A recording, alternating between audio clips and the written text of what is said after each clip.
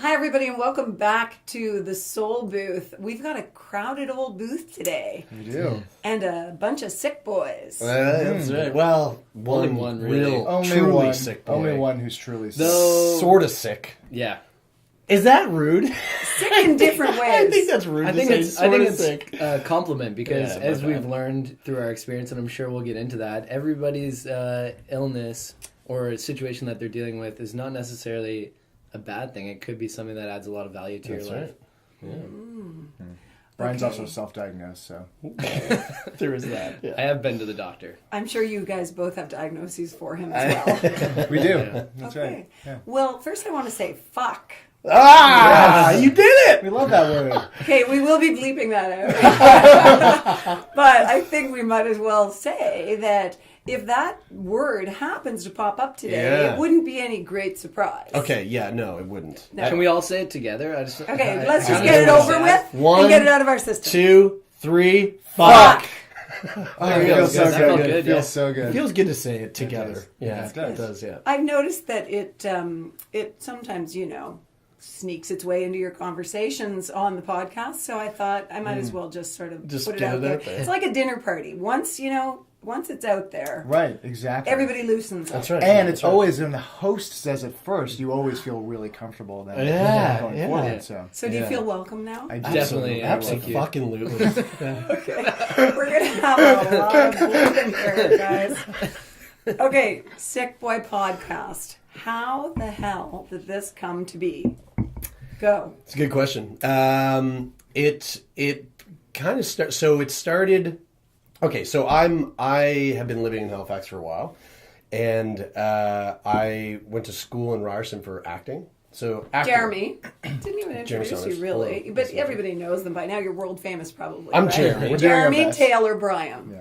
Yeah. And so I moved back to Halifax to do some acting work, and it was around the time that there was that whole liberal government snafu where the tax cuts for the film Nova Scotia film tax cuts, and so I was in a bit of a slump, feeling a bit down, and because I'm like a really creative person, like I have a very strong creative drive, and when I don't feel like that drive is being satiated, I get sick. I get sad. And so there was this guy, some people might know him, his name is Kevin Smith. He's a pretty big cult hit director. He was giving a talk here in Halifax, and he was talking about podcasting. And he's a podcast mogul. He's got tons and tons of podcasts. He has his own podcast network.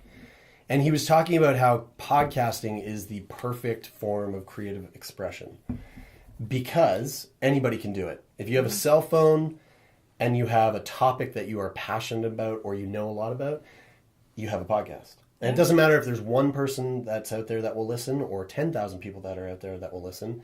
There's going to be someone who shares that interest and wants to hear what it's all about. And so we all have this ability to create this project.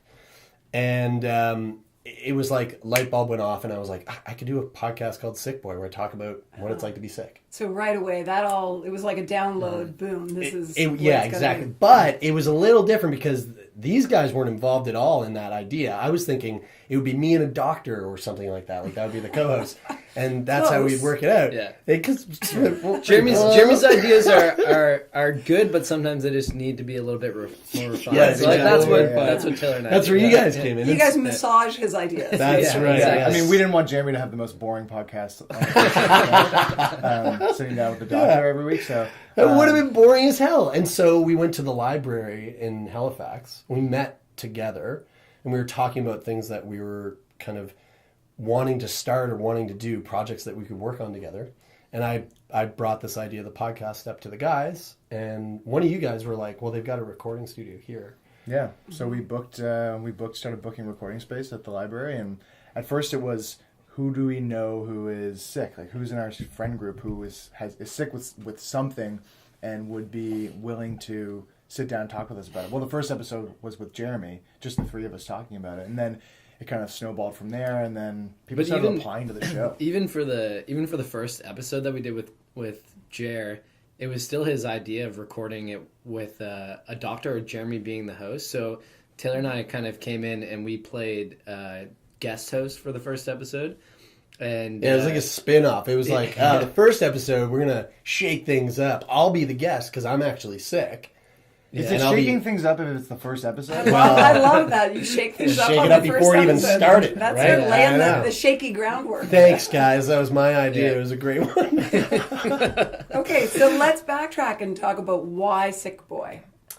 You say you're Yeah. sick, so now you have to explain that. Yeah, well, so I live with cystic fibrosis, which is a genetic lung disease it's the most common genetic disease among young Canadians, and it's a fatal disease. So I've lived with this my entire life. I was born with it.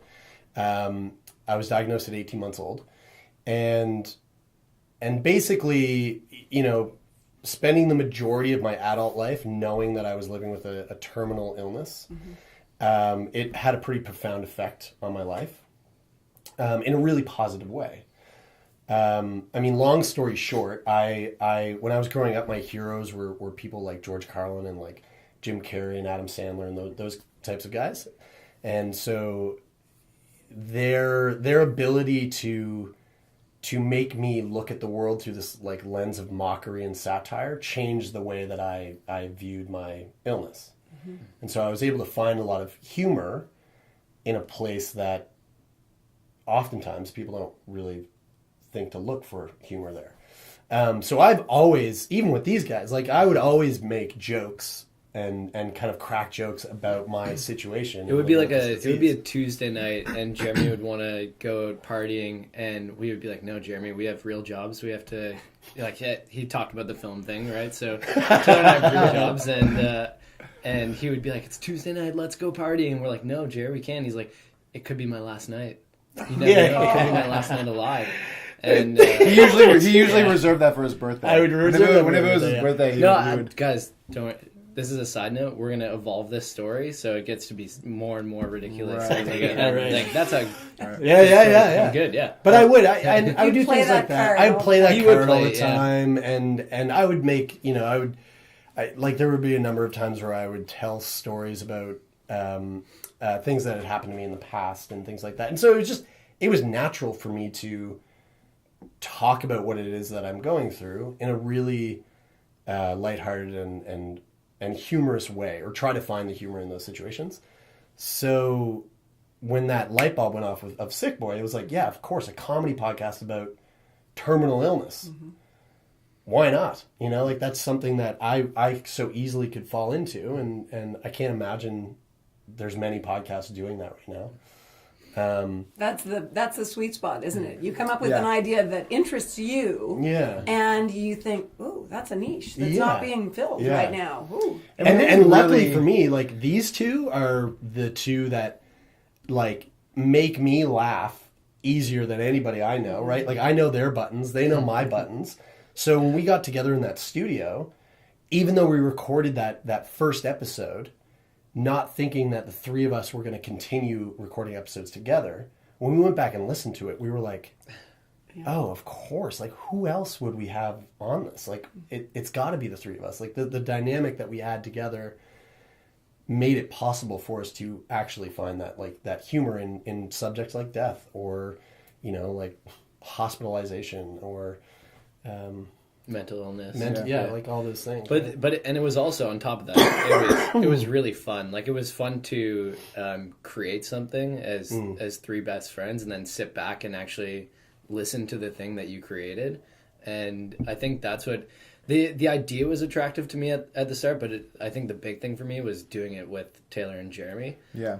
But also, I think coming back to the topic of talking about illness in a really open way, for me, it was almost like this invitation to ask questions that I've always wanted to know the answer to, but never felt like I could because of the stigma associated with talking to people who are sick. So there's even things in the first episode when we were talking to Jeremie that were a little bit uncomfortable to bring up, because although he jokes about death a lot, it was kind of a little bit scarier to ask him about what he actually feels deep down inside, or or where that transition was to kind of be more comfortable in dealing with thinking about dying at an earlier age. Yeah, it was very, I found it very easy to do that first episode when we were speaking with Jeremie, because like Jeremie said, since day one when I walked into a room and was roomed with this guy at a training thing that we were doing together for a month, and having never met him before, the first thing that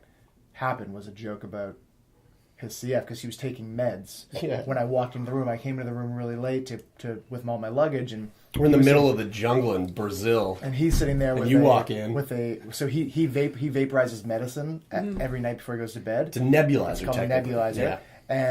And I walked in and I've never met Jeremie before, and I don't really know anything. I know he has CF, but I have no idea really what it's about. And he's got this vaporizer and he's just sucking on it. I'm going, what is that? Are you smoking weed? You getting high at the yoga teacher? Yeah, what's happening right now? And you were like, no, it's medicine. I do it for my CF, and whatever, some joke, and then we spitballed and we became best friends. Taylor from was there, super disappointed that it super wasn't. disappointed. But I have a different roommate. Yeah. But at the time, when we did that first episode, it was really easy to have that conversation. What was really scary for me was whether I could replicate that with other people, because I have no experience talking to people about their illnesses, let alone laughing and being comfortable bringing up a comedic tone in that kind of conversation. So doing that first conversation was really easy, but then the big learning curve, and I think what attracted me to the idea in hindsight, was that I knew I was going to be out of my comfort zone, talking to people, new people that we had never met before, and just asking these having these no holds barred conversations, and that was really eye opening and really cool. It did make it easier that our first several episodes were friends, and then from there it kind of poured out into friends of friends. And then it was when we started getting complete strangers that we were like, oh, how do we? And when when the conversations flowed, the first few that we had were so knee-slappingly hilarious. They were so funny. And then we had a guest in to talk about her experience with bipolar, and that totally shifted to a way more serious side of the spectrum, where we went into some really heavy stuff, talked about suicide and all, and it was eye-opening to see that we could also go there and turn off the humor if we needed to. Yeah. Or turn it and down. when we finished that, we were like, did we put this up? This wasn't a really funny episode. This was a very somber and serious and very introspective conversation. And it was soulful. But it was super soulful. And it was the amount of education that came out of that. And maybe not hard stats or anything like that, but education through self, sort of your own inner exploration of how you relate to somebody else and what they're going through. That was one of the episodes that set the tone for kind of what was to come in the future, which was, it's not just a comedy podcast. That's the shtick.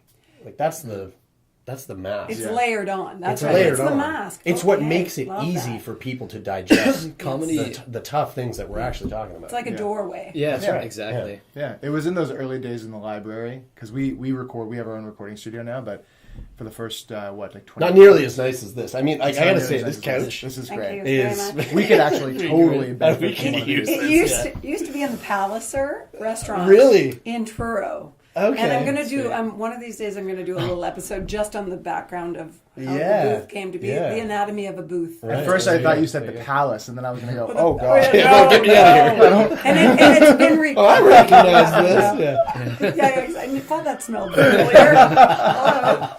No, I think it's really interesting you mentioned the mask, because I can't help but think that, for instance, my parents' generation was all about being proper and keeping the walls up and burying it, presenting, sweeping it under the rug. while still on Facebook, everybody's still about look how perfect my life is. Then it was really, Right. it was more just one-on-one, you know, everything had to be perfect, and you didn't talk to people about real stuff, and you didn't, for God's sake, you never talked about things like sex. Right. And now we've broken that down to the point in your generation where it's raw, it's out there, and your podcast is a great example of that. But I'm curious about this. They say that in order to have true connection, you have to have authenticity. You have to be vulnerable and let people really see who you are, right? And that's the way you really achieve connection with other human beings. That's a scary thing for a lot of people. When I hear how raw you guys are and how open, I can't help but wonder, does that also equal authentic connection? Do you think that you have more connection, or is it just different? I think like the people that come in and do the show, like when we get a stranger who we've never met before that comes in and sits down at the microphone, I mean, whenever we start the show, there's a very noticeable kind of transformation that happens within the first like 20 minutes of speaking to them, because they start to warm up, they start to realize that we're just sitting around shooting the breeze, having a conversation, and they loosen themselves up, and then that connection is made with someone that we've never met before, because we're just genuinely curious to converse about whatever they're dealing with. So I think the connection comes pretty quickly because of that authenticity. I think there's definitely something there. I find the big thing about it is that in this day and age, communication is so sped up. We don't oftentimes take the time to sit down and have very intimate conversations with people. So you'll correspond via email, via text message. It's all abbreviated, it's shortened, it's not as meaningful. And a lot of the conversations we have are, oh, it's a beautiful day, isn't it? And you pass by somebody and give them a wave and you're off. But to be able to sit down and talk about the scariest moment that somebody's been through, or the best experience of their life, it's something that makes you feel like you really know them. And a couple years ago, I got into watching football on Sundays, and so go Steelers. A couple of our guests will have like conversations with them, but then I feel like I want to hang out with them more. So like 4 or 5 weeks out of the 16 last year that football was on, we would actually have people come over and hang out again after. And I felt like I was becoming very close friends with them, even though I'd maybe only spent 2 hours with them in my entire life. But so, because of the content of the 2 podcast, hours. yeah, because of sitting down with them on the podcast for that initial conversation, you feel like you get to know them. But the format and the way that we do our show is not it's not an interview. It's a conversation. So things will come out in my life that I feel like I want to bring up and share too. And you talk about vulnerability. It's us being confident and comfortable sharing what we're dealing with because we know that our guests will reciprocate and that we'll build this connection because of that. So I think that has been the most powerful thing that I've taken away from this. It's interesting how you can, like Brian touched on it there, you can meet somebody or see somebody that you know, pass by them, see them in the grocery store, whatever it is, stop and talk with them, and your conversation is like mega superficial. How's the weather? What are you Cocktail up to? party. How are you doing? Yeah, exactly. Yeah. And we have these experiences all of the time where we meet a person for the very first time, then find out the most intimate details of their life, cut through all of that superficial stuff right away, because they know and we know that we're here to talk about something pretty specific. Yeah. So we're able to cut through and have these like crazy intimate conversations. As soon as we meet somebody, spend an hour with them, maybe never see them again, but I know that person on a personal level, on a very personal level already. It's like Andrew Henderson. I was talking about this today. I had this conversation today about how. Actually, it was yesterday. I lied to you guys. It was my friend Michaela. Sorry, if you lie, you're out. I'm going to have to finish with just Let's just cut it there and get it clean. Say it again. We get this one clean, okay? I was having that conversation yesterday with Michaela, my friend Michaela in Toronto, and we were talking about how you know, and this, maybe this is kind of shifting gears a little bit, but what a weird thing to do, right? Like, what a weird experience to have, to sit down with someone and get to know them on such a deep, personal, very vulnerable level, and then have them never see them again, and maybe a year later have them pass away, and I'm going to say that again, have them pass away and go through a very like serious mourning process. You know, I don't like that's so rare. I think to actually to go through. I've met people and known that they've passed away and been like, oh, that's really sad. But with Andrew, it was like I spent an hour and 10 minutes with Andrew, and maybe shared a total of 10 Facebook messages with Andrew. And when he passed away, it was like one of my good friends died. Mm-hmm.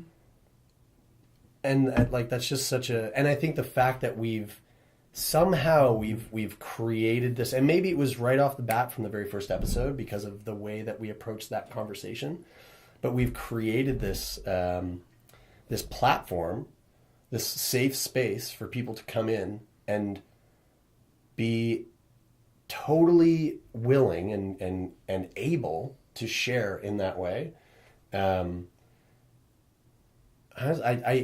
I don't know where it came from. Like, I feel like we really just, I think we stumbled into it. Like, totally. It was, and it wasn't until we were kind of deeper into it that we realized, oh wow, we've cultivated something here that is very unique, and what a gift! Like, and powerful. It's so powerful. Yeah. It's wild. Yeah.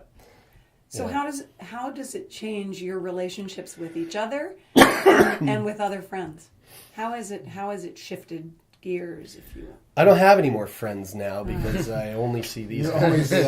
we really do. I mean, because it's also a business as well, and we have goals and aspirations and targets and things that we want to hit and all these sorts of things and workloads, and we all have other jobs that pay the mortgage and the bills and everything. So there's we see a lot of each other all the time, but we really love each other, and we get along really great. So we definitely have. I mean, I grew up with Brian. Brian and I have known each other since we were 10 years old.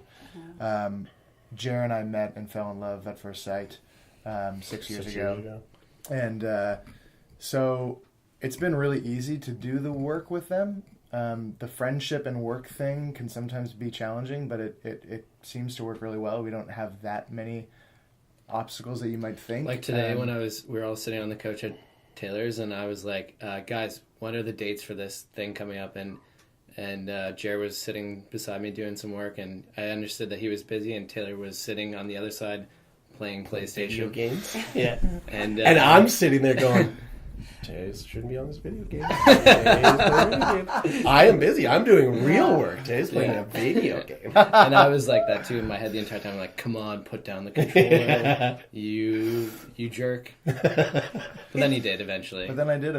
But I think and to come back to your question, like, how has it affected our other relationships? I think it has drastically for myself. I mean, really soon after we started this whole project, I was immediately seeing how it changed the way that I would interact with not only my friends and my loved ones, but also just strangers or people that I'm meeting for the very first time, in terms of how I would approach a conversation with someone. It's a whole new dialogue. A whole new dialogue. And like the constraints of like fear of bringing up something that might be hard to talk about, even with my wife, right? Like, me and my wife will be having a conversation, and I know that there's something that I want to bring up, and I know that this is like kind of a touchy subject, and oftentimes the subject might end up with us in a fight. Mm-hmm.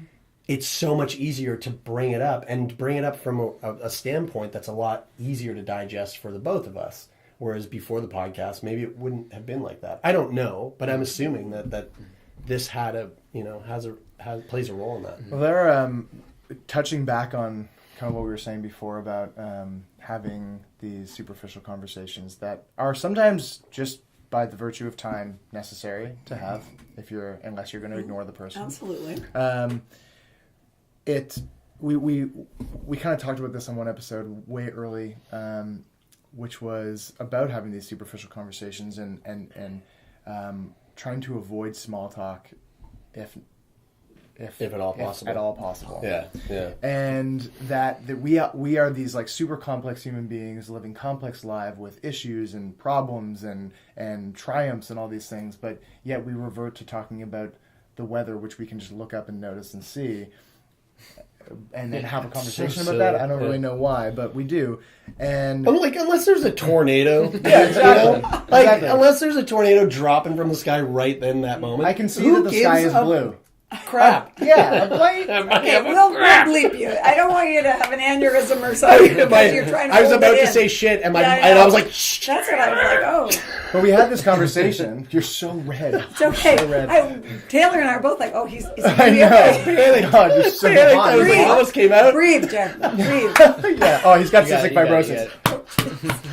He can't sometimes. God knows, you're so insensitive. Do you ever worry about making him laugh too hard? No, it's No, good. That never. stuff's so good It's for me. therapy. Honestly, it is. Yeah, that's one of Because you the have things to about really CF. draw in a lot of Have air. you seen his abs? Oh, stop it! Let's stop it. But part of CF not that kind of is show. parts of the big thing about CF is that, like putting your lungs through the most physical strain in terms of like huffing and puffing, like that's super important. It's very different from asthma, whereas like a lot of asthmatics are trying to avoid going for runs and stuff because it can like flare up an attack. My lungs are plugged; they're clogged, so I got to like work out that plug. So this laughter thing, this podcast has probably added about 10 years of my life. Totally. So Anyway. we were having these conversations, and we were saying that I was giving this example of this time that I was snowboarding, and I sat down on the chairlift with this older man, and I was 24 maybe at the time, and he just sat down next to me and he said, "Hey, I'm Jim or Bob, whatever his name was," and said, "What's the craziest thing that's ever happened to you?" And I was like, "Whoa, that's a crazy question to ask a stranger." Good Let me chairlift think for a question. second. And then we proceeded to have this amazing conversation. And then there was this. What if the guy asked you that question and like just totally not listening to what he's saying because just expecting him to ask him? Taylor's just like, I was yeah, like, it's 25 degrees out and weather, and sunny. How about it? and so we proceeded to have this really great conversation. And there was this couple beside us that were totally floored and taken aback that we were having this like no holds barred conversation. We just met, and I'm telling him about this time that I almost died. He's telling me about this amazing sex he had in Tahiti when he was 24, and we're having this crazy back and forth. And so I ran, and we said this on the podcast one time, that we should avoid small talk. And a friend of mine who I don't see very often, and usually if I do run into him, it's, "Hey, how you doing? What's going on? Okay, see you later." And he comes up to me and he goes, "Taylor, what's the craziest thing that's ever happened to you?" And so I tell him, and then I ask him the same, and then we're on the street for 30 minutes having this great conversation. And so to bring it back to that, like, how has the podcast changed the way that you connect with people? It's allowed me to find a lot more ease with asking the questions that you might avoid, even subconsciously sometimes in your day-to-day interactions. Yeah, and for me, it's the podcast has helped me a ton in the past year because my mom was actually diagnosed with bladder cancer. Oh, really? So I think if I didn't have the experience of talking to all these other people, then it probably would have been a lot more difficult to talk to her about it.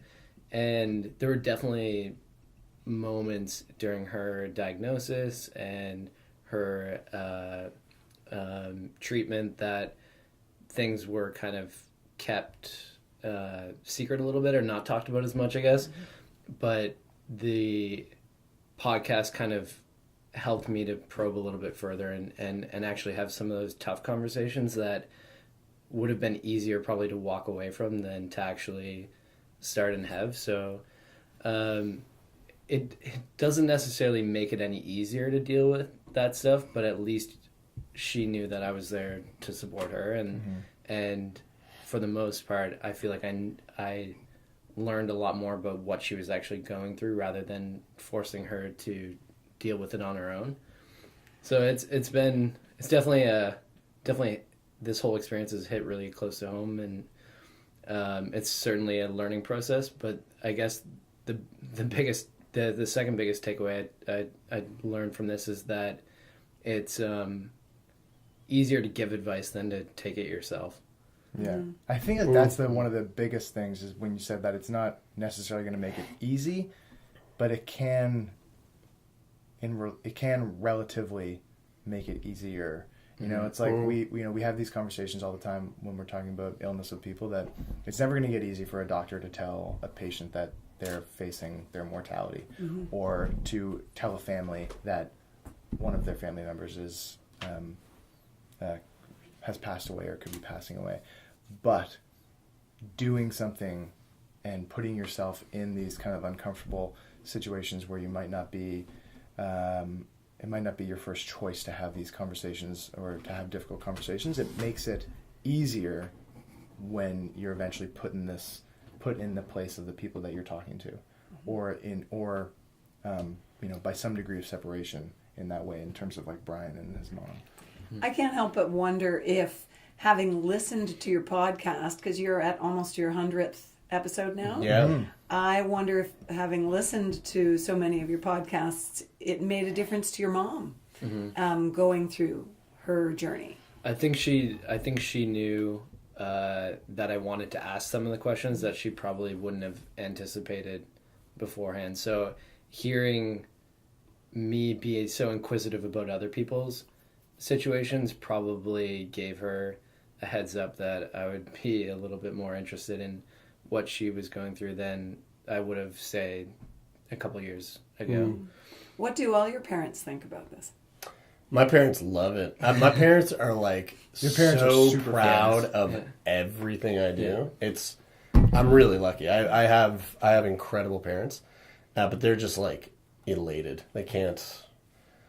It's embarrassing. It's the best kind of embarrassing ever. You know what I mean? It's like, oh, mom, dad, come on. But it's seeing your kid follow a passion Yeah. as well, Oh, yeah. which is, it's Yeah. not just about seeing your kid do well and That's right. succeed. It's about having the opportunity to see your offspring on a meanful path where they're helping other people. Yeah. I'm sure that plays into it. And the podcast itself has done a lot for me and my parents, like in our relationship. Like there's a lot of stuff. We did an episode with my parents, Oh, and did it changed deep. our relationship. Yeah. Like it really opened up a whole world of things that we just never really took the time to talk about, in terms of my cystic fibrosis and how they dealt with it, and how it affected them and how it affected our relationship. And if it wasn't for the podcast, I don't think we ever would have had that conversation. So my parents, like, they are just, they love it. They absolutely love it. Yeah. My parents are really proud, but they can't figure out how to turn it on. So Okay, wait a sec. Your parents are my age. Be very careful. Be very careful. Well, everyone's got their strengths. You're ill. I got your back here. Your mother told me to tell you to behave yourself. Uriel can crunch numbers, which you just can't figure out where the download button is. That's right. No, I know. I'm sure they're extremely proud. Yeah. And Brian?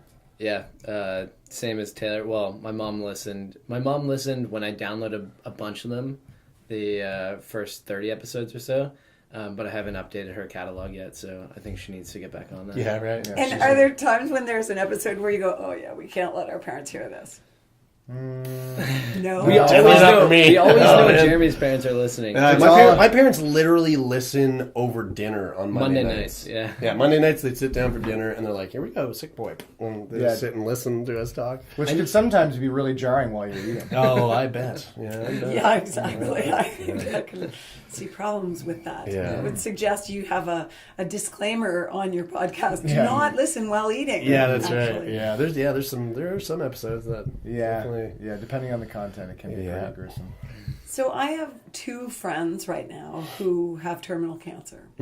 And I'm going to have them in this whole booth. Yeah. But, what I am learning from them and what I've seen from other friends who've gone through that kind of journey is that it's more about life than it is about death. And it strikes me that that's true of your podcast. Yeah. It's more about life than it is about illness and sickness and death. And what are you learning about life? I mean, yeah, everything. Like, the thing that I'm learning is that the thing that I want to be the takeaway from the podcast, and that I continue to learn myself, is that there is, no matter what the circumstance, there is a place to find levity in that situation. And I mean, it was something that, like, we were kind of preaching from the beginning, and it's something that I continuously have to remind myself. But this podcast is a great way for me to remember that. I think that honestly is, like, one of the biggest takeaways for me. And that everyone's experience is completely different. You know, you could line up 10 people with terminal cancer in a row, and not one single one of them is going to relate to it the same way. It's a very unique experience. We all have very unique lives, and we all have very unique lessons to be learned from each other. Yeah, that's definitely. What's interesting, it's not 100%, but more often than not, it seems that Jer always asks the question at the end of the episode, what is this taken away from you, and then what is it given you? And more often than not, people wouldn't trade it in, even when it's a shitty situation. A lot of times, and even in cases where I can't even fathom that they wouldn't want to just snap their fingers and get rid of it. But for some reason, it's given them something, some type of perspective or outlook on life, whatever it is, that has enriched them in a way that they couldn't have received without it. And I always find that really fascinating every time, because it's always different too. It always kind of follows the same kind of worldly perspective that's gained in some way, but it's always the way it comes about, or their idea on it, or how it presents itself, is always really different. So that's always really fascinating to see. I think I've learned a lot about that because I have had a really lucky and privileged life. So when I hear somebody talking about these crazy trials and tribulations that they've gone through, and that they wouldn't trade it in, I'm like, whoa, that's wild. And I totally agree with you, because the logic totally makes And that's sense. what I mean by the levity, right? Like, I don't just mean humor. I mean Totally. that, like, that is what a gift. What a gift to be able to look at something that most people would look at and view as a curse, and see it as a gift.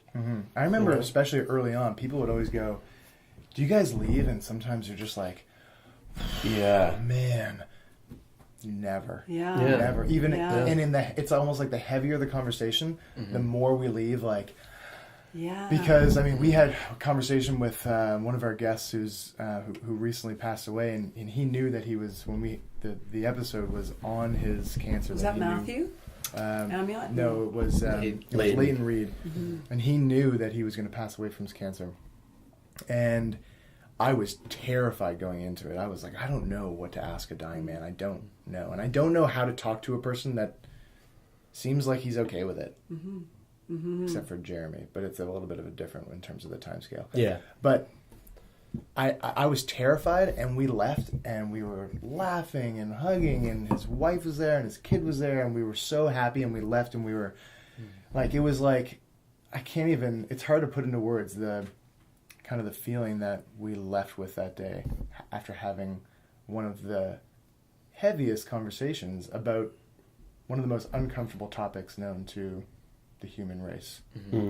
So you say the word levity, and what's levity? It lifts you up, right? So it's not just humor. I No, like the yeah, fact that yeah. you said, I don't only mean it as humor, Yeah. but it lifts you up. And I think, when you say it's one of the heaviest topics known to the human race, it's because we associate so much stigma with death and with dying and illness. And for me, one of the beautiful things about your podcast is that you're breaking down that stigma. Yeah. And if you break down the stigma around illness, you will also start to chip away at death. Yeah. And let's move as a society in a direction where we start to honor death and see it as a transition. We're all gonna die. Like Yeah. that is the mind-blowing thing here. It's like you might go through life and be healthy your whole life, but guess what? You're still gonna die at the end of it. And it might not be illness that takes you. That is the one thing that we all for sure 100% share in common. You know what I mean? Like it boggles my mind that we push it away so hard and that we avoid looking at it from some sort of worldview that is like at least accepted. Like the amount that it's denied. Denial. It's like we're all gonna die. It's like that should be a celebration. Yeah. Like I mean, there should be some sort of celebration in that. Okay, so let's go there then. What would be your ideal death? Mine would be 1,000,000 years from today. Yeah, this guy doesn't want to die. I've Which changed we've had my mind. big debates about that. And I've changed the way through this podcast, the way that I view death as well. I feel that it is important for as a transition to be able to look back at your life and appreciate the things and then move on from it. I think is a very powerful thing, and as a motivating factor to say like, look, I'm not going to be here one day, so I might as well take advantage of this time that I'm here now. But I would love to be 1,000,000 years old, and only because I have this amazing fascination for the future and what it will be like and where our advances will go, and I'm optimistic about where it's going to go. I don't kind of have that like terrifying worldview that things are going to go down the drain in 5 years. Okay, but just spaceship accident in 1,000,000 years. that's how. Come on, Brian. Yeah, something happens with In the 1,000,000 teleportation years. device, and I get torn apart. Oh in my between gosh! Really? Two destinations. Have you actually sat and thought about that like that? Is that honestly it? I would be, yeah. Well, That's the way. That is your death part, ideal it doesn't death. really matter. Is 1,000,000 years from now being torn apart by being like beam me up, Scotty. Or I was going to say, That when they sounds transport badass. you and you get transferred to another planet, somehow something goes wrong. Right, it you goes just wrong. never arrive. Now I appreciate the fantasy of that, and I totally, I would love to die for. Here's my version of yours. Right. I would love to die by becoming a vampire first, living as a vampire for a couple of centuries, and then having a battle with a bunch of werewolves, and then being. And like losing in that battle. Have you been watching Twilight again? I know. I've been watching not- another fifth time this this is not week. where I thought it was going to go. I know, but so like that's my point is that I get it. I get what you're saying, Brian, but What's the realistically, reality? like what is the reality of It's what totally what you view? unrealistic. It's definitely unrealistic. So what's the realistic ideal way for you to die? For me, it would be old age. But what does that look like?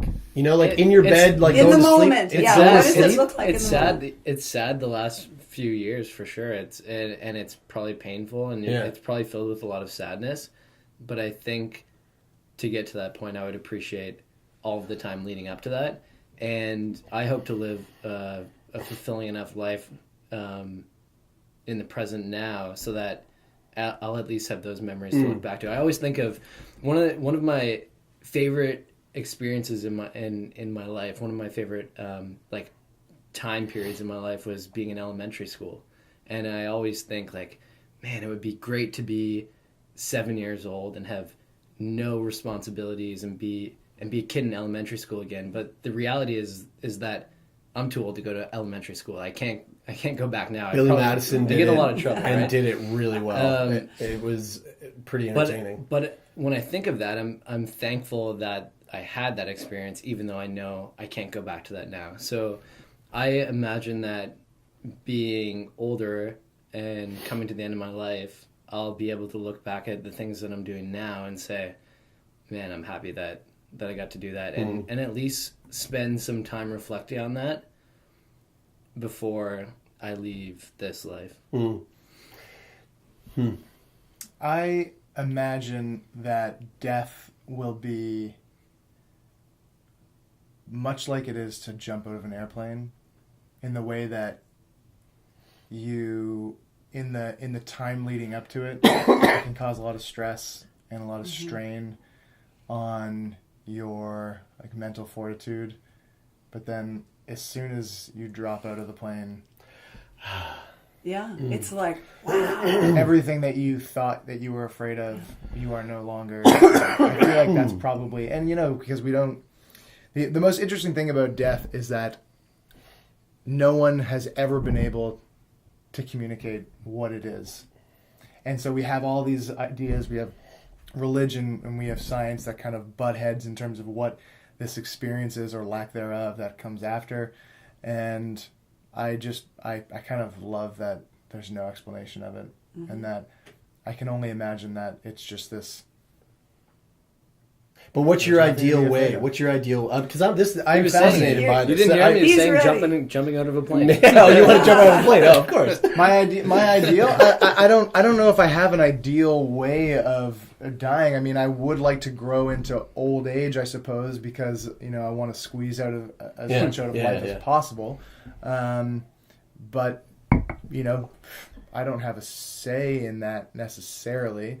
So, I mean, whatever way it comes, I'll have to make peace with it when it comes. Is it hard, Jared, for you to hear Taylor and I say old age would be the best? No, it's not hard for me to hear, but I do sit here and go, wow, what a wildly different opinion.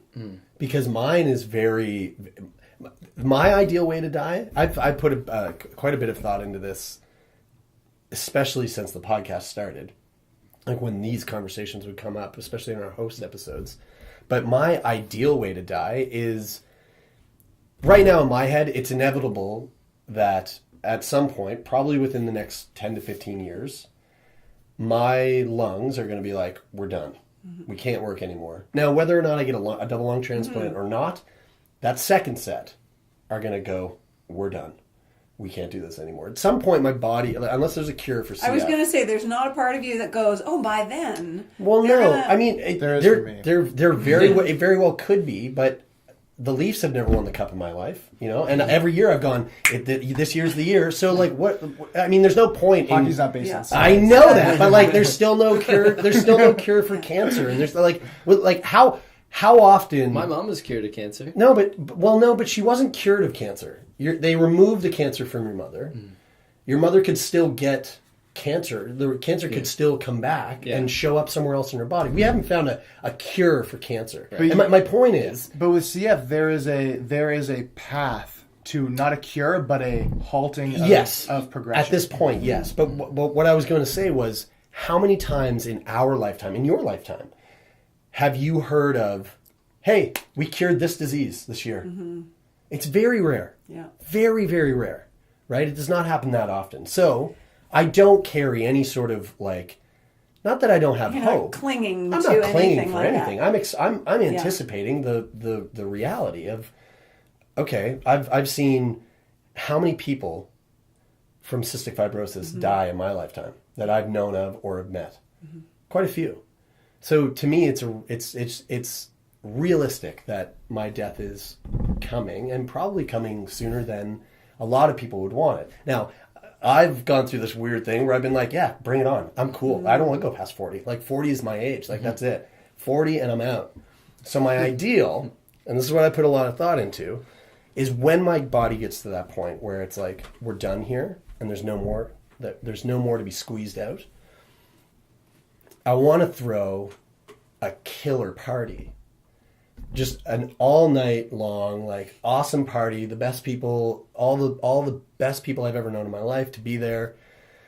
Live band, open bar, just a rad time. And then at the end of that night, slipping away without saying anything, and being with, you know, my wife, like my family, my direct family, a couple of very close people, and a doctor who's there to be like, here we go, I'm gonna assist you in the end of your life. And then that happens, and then the next day, you take my body, put it on a rocket, and shoot it into space, and that's the ideal, you know. But yeah, like that, like assisted suicide, but with a bitchin' party that precedes it.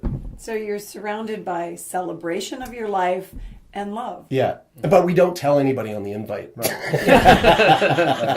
It's a big shocker. Okay, now They from leave it to now on, Brian and I to make it magic the next day. any of your friends who ever get invited to a party for you, they're going to be like, oh, this must be it. That's right. Yeah. They'll be glad to see you 2 days later. Yeah. Jeremy would be 65 then. So Yeah, that's a lot. That's a lot. So you can't go anywhere because you got plans. What's the future for the podcast, for Sick Boys podcast?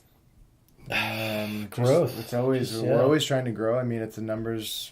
I mean, podcasting is a numbers thing, so we're always trying to look to grow the numbers. And there's travel in our future. We've been traveling to different cities and hearing the stories from other people across Canada. And doing live shows. Live shows. Yeah. So we want to do a national tour. We want to go from coast to coast and hear and you know, record the stories of people across Canada. But yeah, it's basically just growth and just to keep this, just to cultivate this community that we've created, just to grow this community that we've created in talking about the things that are hard and finding that levity, or that, you know, that sense of being lifted up from, and not limiting it to illness too. Like one of the things Jeremie's done is started another podcast called Termion, which is basically, and I don't want to downplay Termion, but it's basically like Sickboy talks about illness, Termion talks about sex, and that's how I pitch it all the time. Yeah. I'm like, it's like getting rid of the taboo and the stigma. That's right. Yeah. With a good little bit of foreplay at the beginning too, which is awesome. Yeah. And we don't want to limit it to that, so we're looking to partner with other people who kind of share common interests and common goals, who want to take this stigma and taboo away from other topics and make those easier to talk about too. So we're not limiting ourselves to just illness at this point, but this is our big focus in growing Sickboy. Yeah, I think one of the on the business side of things, and on the kind of like personal and what we gain personally from what we do with the podcast is, I would love to be able to monetize the podcast in a way where we could travel to talk to all of the people that have applied to be on the show, because we have hundreds of people that have applied to be on the show, and they're from 400 people from all over the world. There's be... a ton of people in the US. There's a ton of people in Australia and the UK, and we don't do phone interviews. We want that authenticity to be really present, so we do everything in person. So we do little trips now. We've been to Toronto a bunch of times. We've been out west. We're hoping to get down to Boston and New York and do some kind of like short haul trips, but to be able to go to the people that have applied to be on the show and have those conversations is one of our biggest goals. Yeah. So is this feeding your souls? Do you really feel the sense of contribution? Oh yeah, big time. And it's so selfishly selfless, because it's just awesome and we love to do it, and it's just a great byproduct that other people get something positive from it. How funny is that, eh? Like, Okay. it's so funny. That's how I feel. Yeah. That's what I'm just loving it. Yeah. And the fact that people keep telling me this is what the world needs. Yeah. And that's the exact same message I'm sending to you guys. This is what the world needs. It needs us to be open and be seen, allow ourselves to be seen. So thanks for being seen in the Soul Booth today. Yeah, thank you. You guys are rocking it, and I can't wait to see what you do next. Thank you very much. Thank you. So we're going to say cheers, and you guys can help me say goodbye to everybody. Stay tuned. Stay tuned. Stay tuned. Are you getting every camera? Stay tuned. Stay tuned. Stay tuned.